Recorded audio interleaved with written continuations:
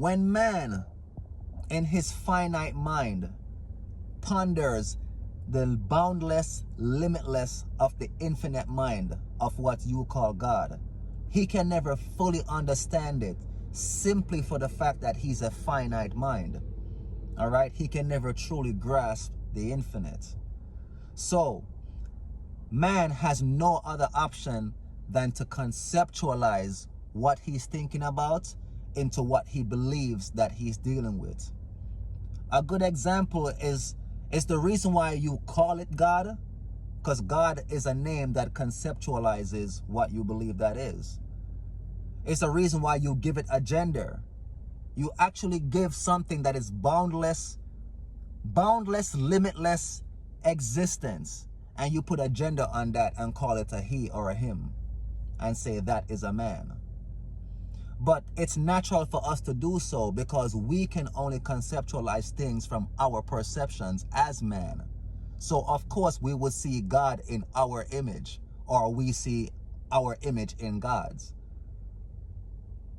But our perspective is the finite mind of man cannot fully grasp the infinite. We can only conceptualize it into what we believe, and we're going to use our humanness to put our spin on it. It is a reason why some parts in your Bible God has emotions such as jealousy and anger and stuff like that. But again, you need to understand that your Bible is a book that is a compilation of other books which were originally scrolls from ancient days, which were all conceptual writings of what early men thought about what they were dealing with. All right? I'm not trying to stab at religion or anything, but I use religion again as an example to show you that we can only conceptualize what we believe that is. Because religion is just one concept that tries to understand the infinite mind of what really is. Okay, that's just one concept that we use as in our human experience to try to understand that. And we're going to always try to understand it because we are minds. All is mind.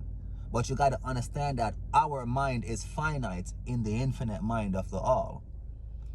And we can never fully grasp its fullness. We can only conceptualize it into what we believe. It is one of the reasons why throughout the eons, thousands of years, you have many different types of religions about God, and you have many different sects in different religions, many different understandings, many different ways of worship, many different names and titles given to it, because everything that we've been doing here since we started doing what we're doing here, everything is all conceptual.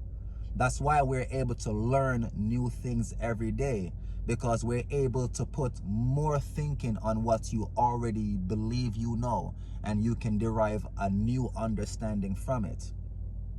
All right? Because it's the natural way of human beings to conceptualize things. It is natural for us to do so. So when I'm asked the question of what I believe God's truth is, understand that you as a finite mind, when you think about a certain thing, you can only come to your own truths based on what you were thinking about. But remember, you as a finite mind, you can never grasp the infinite mind. So for you to know the truth of what that wants of you, you can never truly know that. However, it resides inside of you. You are consciousness. So if you feel like there is a purpose that you are supposed to be serving, then yeah, you follow that and you follow that. But understand that that's your truth. It's what you believe that you should be doing. The truth of the boundless infinite mind of the all, we as finite minds can never truly know that. Truth is too broad in its spectrum for our finite minds to fully grasp. We can only create our own truths out of what we believe. We can never know truth as what it is, as far as creation itself or existence itself. All right? So I'm going to leave with saying this.